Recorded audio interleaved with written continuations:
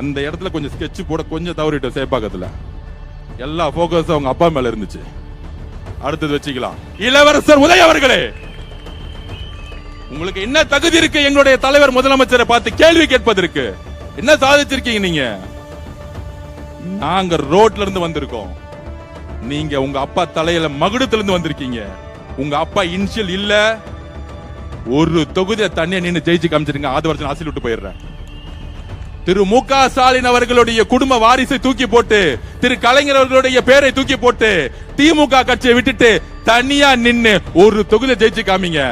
உங்களுக்கு அப்ப எங்க தலைவரை பார்த்து கேள்வி கேட்கறதுக்கு எல்லா உரிமையும் இருக்கு. நம்ம கிட்ட கிளாஸ் எடுக்கிறாரு தேர்தல் அரசியலை பத்தி சட்டசபையில வந்து. அன்னைக்கு நான் எந்திரிக்கலான்னு இருந்தேன். அண்ணன் வரும்போதே சொல்லிட்டாரு, இன்னைக்கு ஒன்லி நம்பிக்கை வாக்கெடுப்பு தான், நீங்க நம்ம எல்லாம் பேச வேணாம். ஆல்ரெடி மெஜாரிட்டி 150 மேல போயிட்டு இருக்கு. அவங்க பேசினா பேசட்டும். பாவம் எலெக்ஷன் டைம்ல தான் பேச முடியல, இப்ப பேசட்டும்.